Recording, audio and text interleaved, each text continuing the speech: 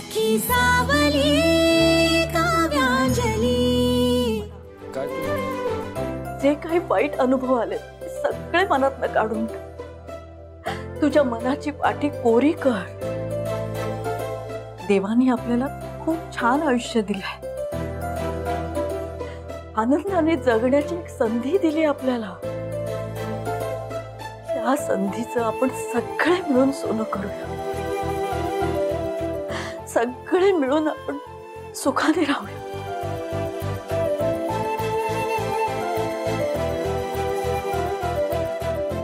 चल बरं जेवून घ्या।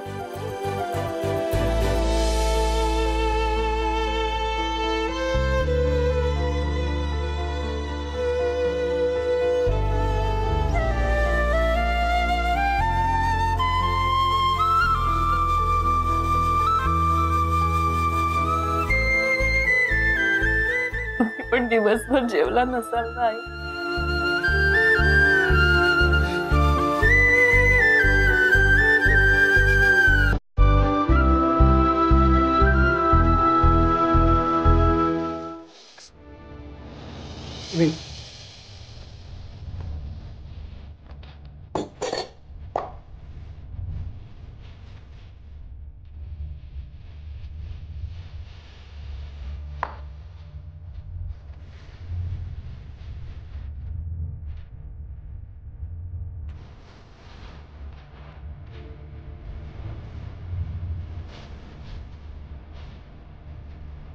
बाबा 2 मिनिटं थांबा।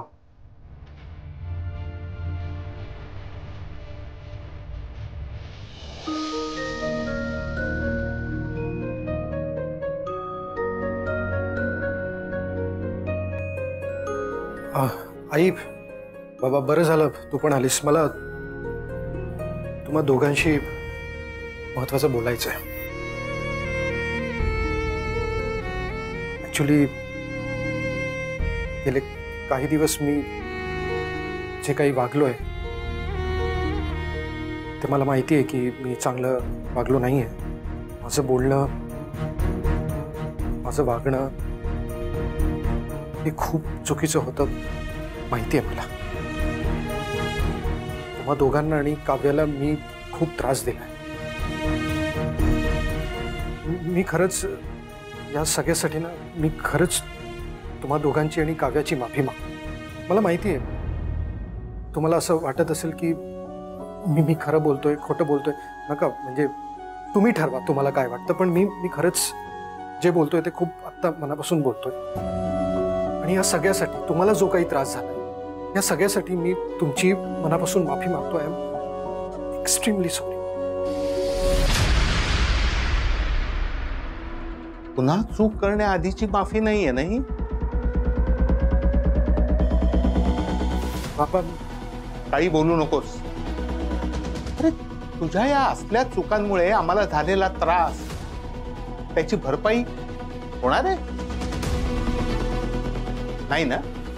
आमची जी मनशांती गेलीये ती परत येणार आहे नाही। हे असं खोटी माफी मागण्याचं नाटक करू नकोस रे। उद्यापासून तू पुन्हा नेहमी सारखाच वागणार।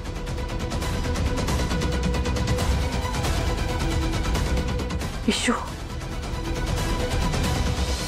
तू आता जे काही बोललास ना ती मनापासून बोललास। त्यांना समजावते मी। आई बाबा आता जे काही बोलले ना ते बरोबर बोलले। हे बघ मी अचानक बदललोय यावर कोणाचाच विश्वास बसणार नाही, स्वाभाविक आहे। पण मला काही प्रॉब्लेम नाही, सिरियसली। मी वाट बघेन तुमच्या प्रेमाची, तुमचा विश्वास परत मिळवण्याची मी वाट बघेन। आणि मला काही प्रॉब्लेम नाही, मी किती वेळ घेऊ शकतो। पण हो, तू अजिबात प्रेशर घ्यायचं नाही, ओके?